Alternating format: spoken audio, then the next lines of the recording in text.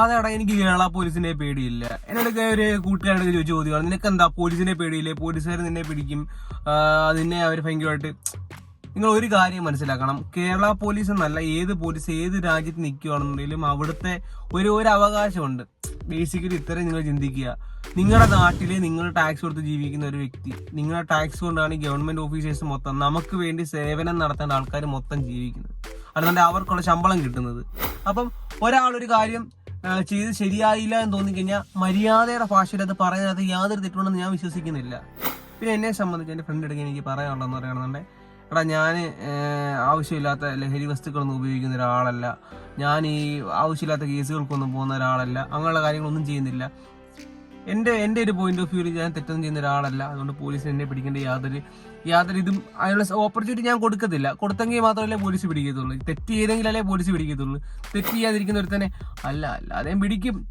മനഃപൂർവ്വം ഇവർ ഒരാളെ കൊടുക്കണമെന്ന് വെച്ചാൽ ചിലപ്പോൾ പിടിക്കുമായിരിക്കും, പക്ഷേ തെറ്റ് തന്നെ എന്തായാലും ഒരിക്കലും പോലീസ് പിടിക്കത്തില്ല. തെറ്റ് ചെയ്തെങ്കിലല്ലേ പിടിക്കത്തുള്ളൂ. അപ്പം എനിക്ക് പേഴ്സണൽ വലിയ പേടിയോ കാര്യങ്ങളോ ഒന്നുമില്ല. 1-2 അനുഭവങ്ങൾ ചെറുതായിട്ടൊക്കെ എനിക്ക് ഉണ്ടായിട്ടുണ്ട്. പക്ഷെ കേരള പോലീസിനകത്ത് എല്ലാവരും മോശപ്പെട്ട ആൾക്കാരൊന്നും ഞാൻ പറയത്തില്ല. പക്ഷെ എങ്കിലും പല കാര്യങ്ങളിലും പലർക്കും അങ്ങോട്ടും ഇങ്ങോട്ടും ചായ്വുകളുള്ളതായിട്ട് വരുന്നുണ്ടെങ്കിൽ എന്താ പറയുന്നത്, മടിയുള്ളതുപോലൊക്കെ പേഴ്സണലി എനിക്ക് ഫീൽ ചെയ്തിട്ടുണ്ട്. ആ കാര്യങ്ങൾ ഓപ്പൺ ആയിട്ട് പറയുന്നത് എനിക്ക് യാതൊരു മടിയില്ല. ഞാൻ ഈ പറഞ്ഞതുപോലെ തന്നെ എൻ്റെ കോൺഫിഡൻസ് ലെവൽ എന്ന് പറയുകയാണെന്നുണ്ടെങ്കിൽ ഞാൻ തെറ്റ് ചെയ്യുന്നില്ല, എന്നെ പോലീസ് പിടിക്കത്തില്ല എന്നുള്ള കോൺഫിഡൻസ് ലെവൽ എനിക്കുണ്ട്. അതുകൊണ്ടാണ്. അഥവാ ഇപ്പം എന്താ പറയുന്നത്, ഈ പറഞ്ഞ ഇന്നത്തെ കാലത്ത് ഒരുമാതിരിപ്പെട്ട എല്ലാ പിള്ളേർക്കും കാണും ഈ ലഹരി പദാർത്ഥങ്ങളൊക്കെ വിൽക്കുന്നതിന് ഉപയോഗിക്കുന്ന ഒരു കേസെങ്കിലും. എൻ്റെ പേര് ഇതുവരെ 25 വർഷത്തിനിടെ ഒറ്റ പ്രാവശ്യം പോലും പോലീസ് സ്റ്റേഷനിൽ എനിക്ക് കയറേണ്ട ആവശ്യം വന്നില്ല. പെറ്റി അടയ്ക്കാനല്ലാതെ, ഹെൽമെറ്റ് വെക്കാതെ പോയി പെറ്റി അടയ്ക്കാനല്ലാതെ എനിക്ക് പോലീസ് സ്റ്റേഷനിൽ കയറേണ്ട വല്ല ആവശ്യമൊന്നും വന്നിട്ടില്ല. അതുകൊണ്ട് എനിക്ക് അങ്ങനെയുള്ള പേടിയൊന്നുമില്ലടാ കൂട്ടുകാരാ, നീ അതോർത്ത് പേടിക്കണ്ട.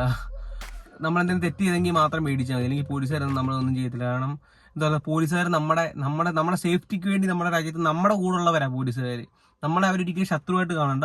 പക്ഷെ അവരൊരു കാര്യം ചെയ്തില്ല എന്നൊക്കെ തോന്നുമ്പം, അവരെന്ത് ട്രിഗർ ചെയ്യണമെന്ന് തോന്നുമ്പം, കേരള പോലീസ് നിങ്ങൾക്ക് ധൈര്യം ഉണ്ടെങ്കിൽ ആ കമന്റ് ചെയ്താലൊന്ന് പിടിക്കെന്ന് പറയുമ്പം എന്നാ പിടിച്ച് കാണിക്കടാ.